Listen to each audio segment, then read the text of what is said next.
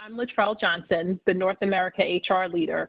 I'm joining you today from New Jersey, from my home that I reside in with my husband, my 17-year-old twin daughters, and my mother. Like many of you, I've had to manage the new dynamics created by homeschooling, remote working, and sharing space 24/7 when we were a family that was typically regularly on the go, and honestly living very differently than we have been for the past several weeks. So when I was asked to participate in today's session, I was very happy for the opportunity to speak with Dr. Kelly Watts, to ask some of my own questions, but also to represent the thoughts and feelings that I've heard from so many of our own employees across North America. Let me get started by introducing Dr. Kelly Watts, who joins us again this week. As a reminder, Kelly is a psychotherapist and a resilience coach who's worked across US and Europe. As a wife, mother, and stepmother, I know that Kelly can speak both personally and professionally on the topic of family dynamics. Welcome, Kelly. Thank you so much. I'm glad to be back. I'll start by asking a few questions, and then we'll be sure to leave time towards the end of the session to allow Kelly to respond to as many of the questions that have been submitted via chat as possible. So Kelly, in one of our featured Brene Brown podcasts on the Taking Care site, Brene talks about the 50-50 myth and the reality that relationships are not 50-50 every day. Some days, especially now, each partner may only be at 20%. How can we show up for each other when on any given day, we may feel like we may not have any more to give? That's a great question. I think one thing I'm hearing across the board from people about their experience during staying at home is this fluctuation of functioning, whether it's their emotional functioning, their mood, their motivation, their energy, productivity. People are experiencing where someone might typically be fairly even-keeled, they're experiencing these fluctuations that they might not be used to. And so if you put that experience in four walls with multiple people, you're having a lot of variability that obviously isn't necessarily mapped onto each other. So when I'm having a low day, you might be having a high day, or I think the difficulty, particularly when it comes to managing children, can be if we're both having a low day, right? And so my particular passion is around resilience. And I think one of the things that I'm so passionate about, the reasons I'm so passionate about it is because I used to think it was mostly about grit. Like if I'm at 20%, I just need to pick up and give my 50% if we're talking about in a relationship. And what I've come to know is that it's as much grace as it is grit. And so one of the things you'll probably hear me say throughout today's conversation is just remembering to cut each other some slack. And that even I'm hearing from a lot of people that, they feel like a failure. And I think we're all doing the best we can. And sometimes we can be our biggest critic and expect more than is realistic from ourselves. And so when one or more people in your household is operating at less than 50% during that given hour or on that given day, I think number one, to recognize if you're starting to feel depleted. It's far easier to prevent burnout than it is to recover from burnout. And most of us have been experiencing, life at bandwidth. And so just remembering, gosh, I'm feeling stretched, I'm feeling spent. It's time for me to pump the brakes and access what's available to me, put my oxygen mask on and get rejuvenated before I can move forward. And giving yourself permission to do that and having dialogue with the people around you about when they're in those spaces and making sure everybody has permission to do that. That might mean something as simple as, hey, every man for themselves. There's food in the house, but I'm not cooking dinner tonight. It might mean I need you to pick up the slack. Usually I walk the dog or I do these things. Today I just am over bandwidth. I need somebody to kick in and help. That works as long as someone else has some bandwidth to offer. And sometimes that happens, and sometimes everyone's at bandwidth, in which case you need to ask yourself, what can give? Like, there must be some things that we can skip today. I think being realistic with what we can accomplish in any given day and what's really necessary. I mentioned that I have 17-year-old twin daughters. My daughters, like many of my colleagues' children, are in a situation where they're missing their prom, they're missing graduation, they are faced with the likelihood that they won't have summer jobs, and they have the uncertainty around what will happen with their freshman year of college. How can I and my colleagues best support them and also respond to the range of emotions that they're experiencing and exhibiting as a result? As humans, we generally have difficulty with tolerating the distress of the people around us. And so our impulse is to want to fix or change things or show people the silver lining. Just think about the platitudes that are offered in a traditional grief setting when someone you love is lost. People try to, they're in a better place, they lived a good life, they're, all is well when you're feeling kind of wrecked in that moment. And I have a lot of compassion. I'm not saying that from a critical place. I understand that people just want the people they love to feel better. I also think that can be quite disempowering, because one of my commitments as a parent, because I was raised with the same commitment and found it so profoundly helpful, is that I want my kid to know that he can do hard things, right? And so that means that when he's having a hard time, I don't try to protect him from that difficult experience. I want to support him in that difficult experience and understand what's difficult for him, but I don't want to remove that from him, because I want him to have confidence that when things get hard, he can handle it, right? So I think it's important to first note, it's not my job to fix it, change it, talk them out of any feelings they're having. And if anything, what happens in our body when we have an emotion is it's about 90 seconds. And then we can get stuck in a thought loop. So we can help by validating and empathizing and saying, I totally understand that's a big loss for you. You were really looking forward to that. You worked so hard maybe on the committee to decorate for prom, or you worked hard for 4 years and you deserved a graduation, right? And so validating and empathizing as a start point without trying to fix it. And if you disagree, for example, with the extreme nature of their response to something, let's say, let's just say it's not how you would process something. Let's say they're angry, and your point to them might be, we have no power of this. Like, there's enough, I don't know what you want me to do about it. Just remember that anger can often be a mask for sadness. Right? Particularly in teenagers, you might see some behaviors that feel challenging or obstructive, right? And so it's important to sequence the empathy first, and then it's okay to still set behavioral guidelines in your household, like, hey, I understand you're sad. It's still our family rule not to speak unkindly to each other, or it's still expected that you do the dishes, right? Without it being a but, it's more of an and.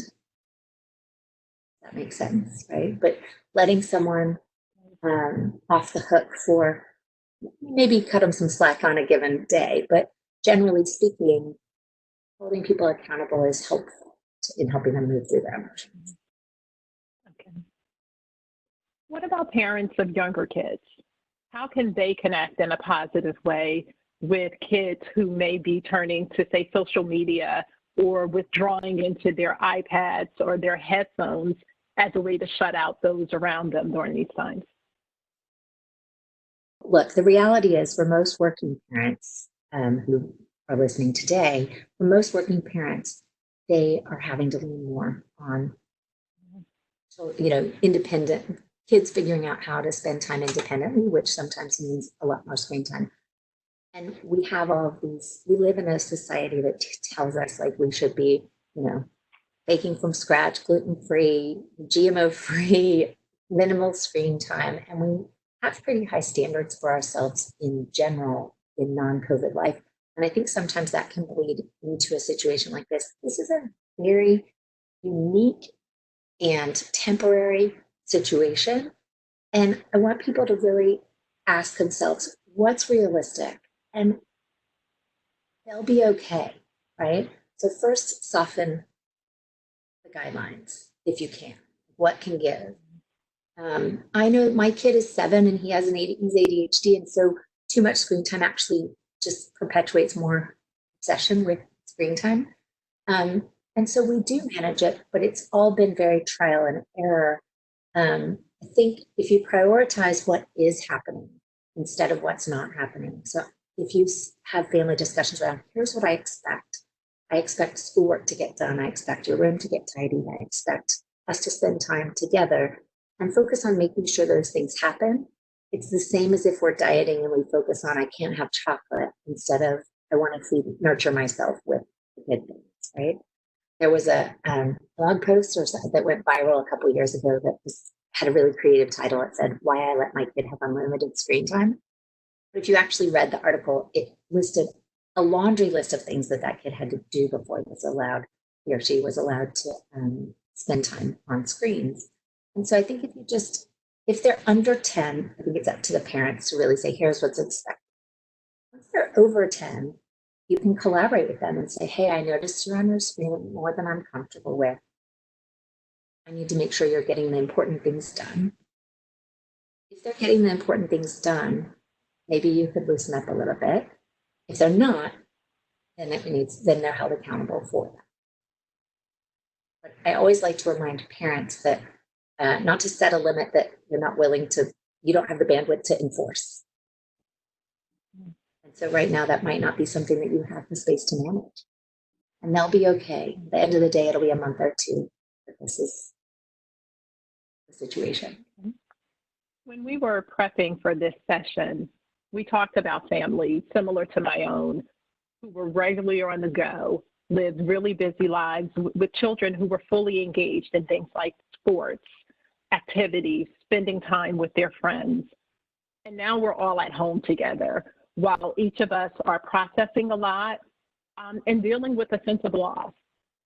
What are some strategies that we can use to capitalize on the extra time that we now have to connect as a family, while at the same time minimizing conflict, but also recognizing each other's need for space?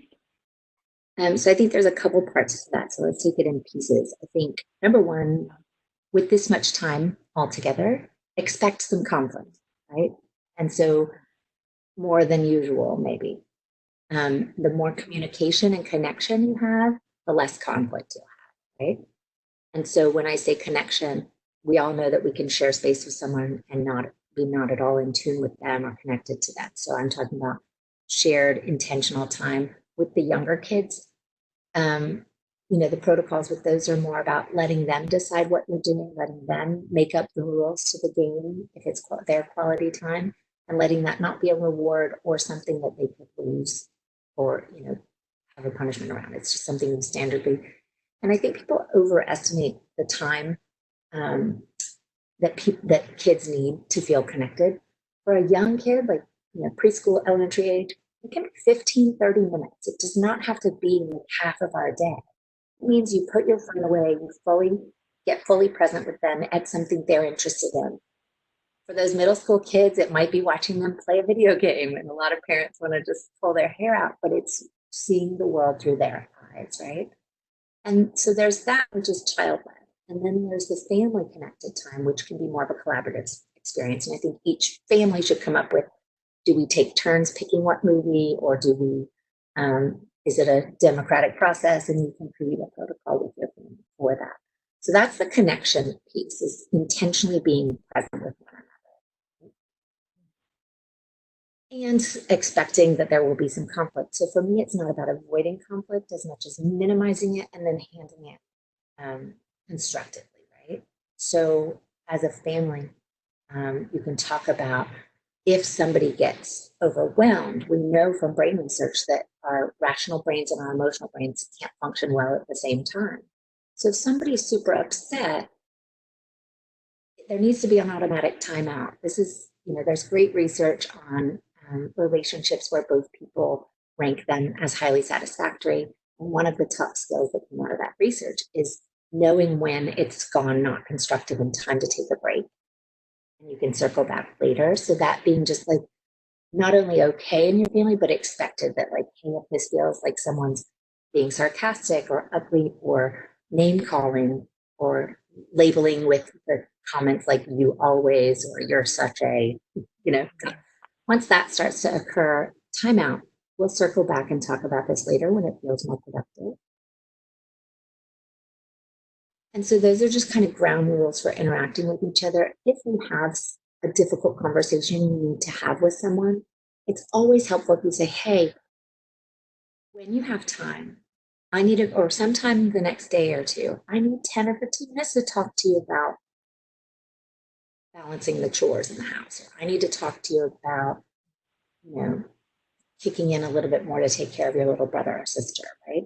So giving them a heads up about what you need to talk to them about, setting a very short time limit, and so they know what they're walking into can be helpful.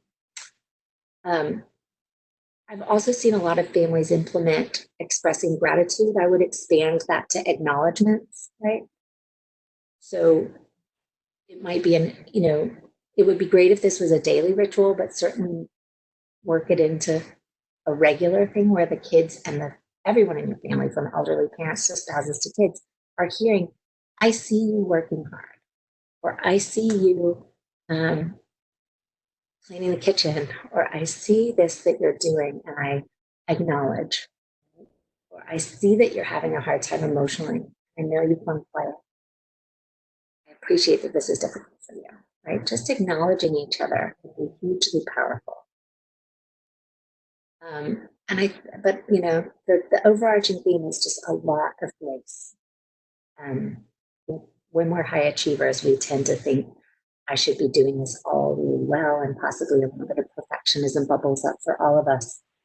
And just let it be messy, and let him, model for them that you're doing the best, your best, and you're just going to circle back, and we're going to try again tomorrow, or even better yet, reset midday if you need to. One more question before we take some of the ones submitted through the chat, because I know this is an issue that a number of our employees are managing.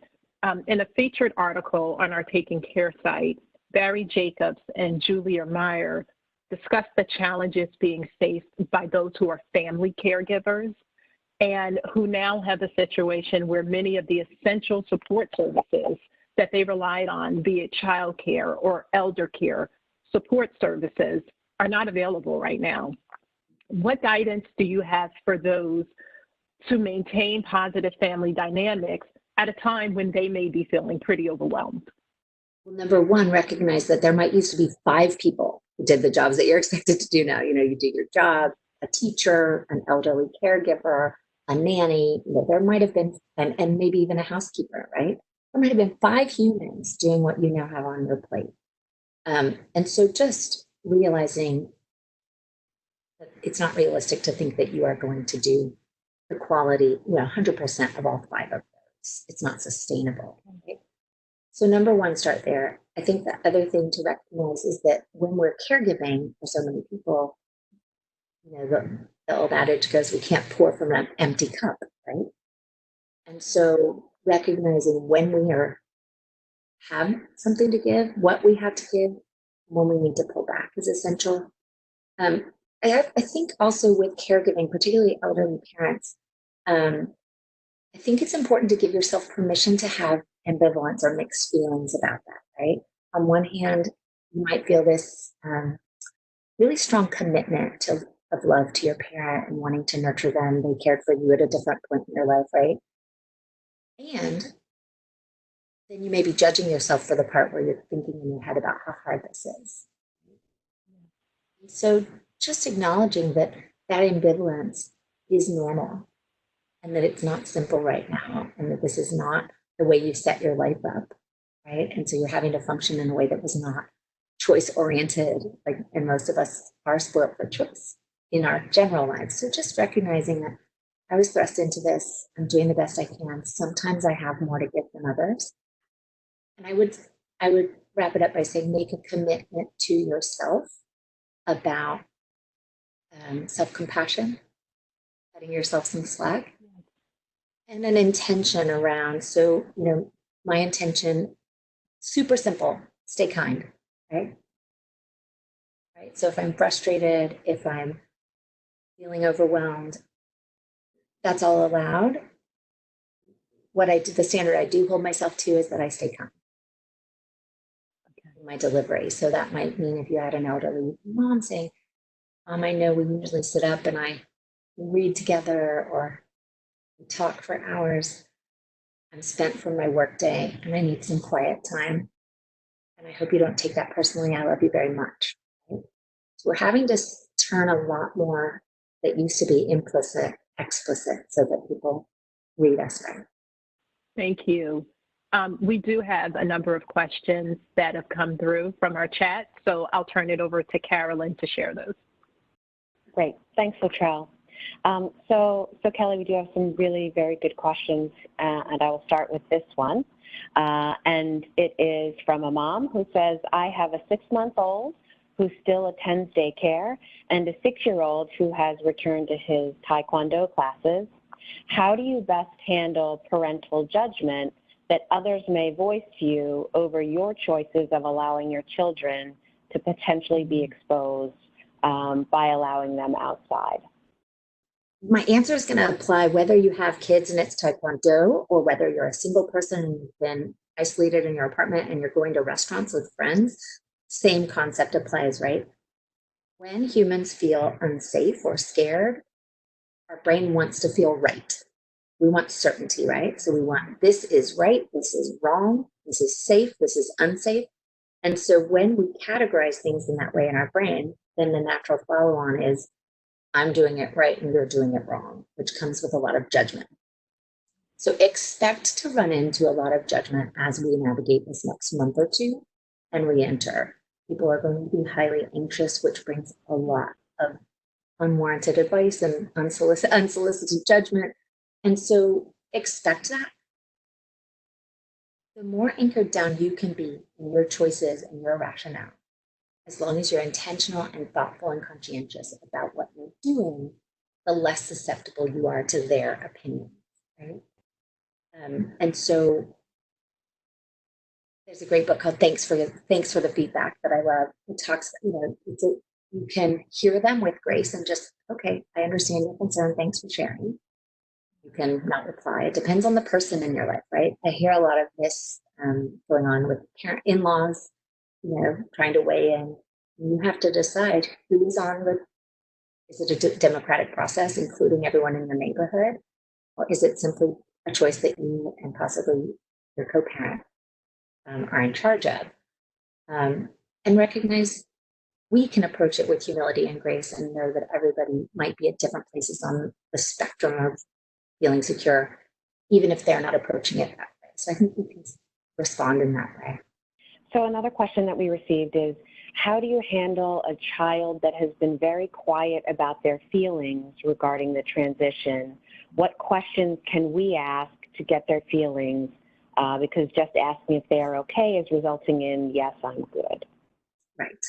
Yeah, and I think that's true for adults too. We have this like socialized question of how are you? And everybody just says, I'm great, I'm good. And so are you okay forces you into a yes or no answer. And so we call that a closed question. Open-ended questions would be more like, what has been the best thing about being home for you? What's been the hardest thing for being home? So that leaves it open for them to pull for what their experience is. This also taps into something that we're going to talk about in a later session around naming your emotions. There's some great resources out there. There's a company called Generation Mindful that they produce this package. I bought it for my kid just at home, but I think teachers use it. And it's got a really simple 4-square of like, how are you feeling? Happy, sad, mad, or calm. Anyway, it's just a couple basic feelings. And then it's got some coping skills illustrated on the side. So really appropriate for those kind of 8 and under kids. But there are wonderful worksheets and feeling charts and identifiers.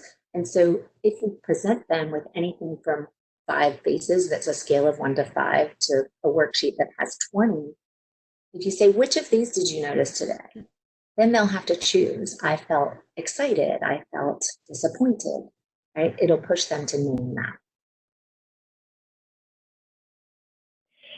So another question that came in is, how do you manage family dynamics with what is acceptable behavior during these difficult times from teenagers when your partner is not on the same page?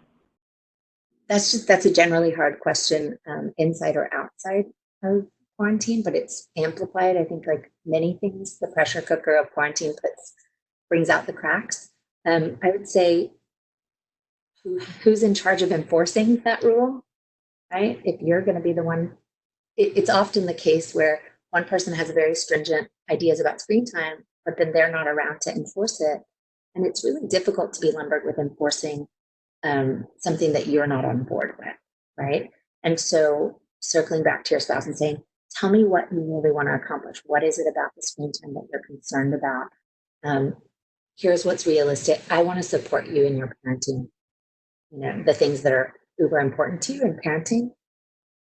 And here's what's realistic. I'm on calls and I'm not available to police that in the way that you would like. And so we need to have an adjustment there for the time being.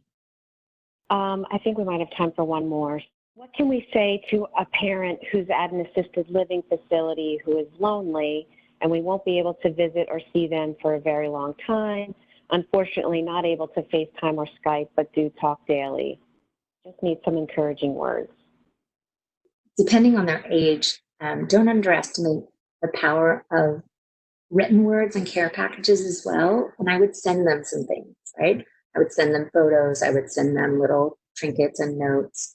And hopefully, I don't know why FaceTime or some sort of visual is limited. I don't know if that's maybe a nursing home rule or limitation. They just need generational. Maybe they're older and they can't, but if it's just generational, then you should be able to get support from a staff member at the nursing care facility, right? But if it could be logistical, in which case, then I would say, if you can get them some items that lets them know that you're thinking of them and personalizes, and let your kids throw in a little toy, or here's a drawing I did or something I want you to see.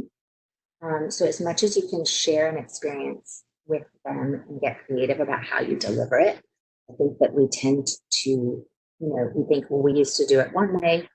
Now we have this adaptive way of video conferencing.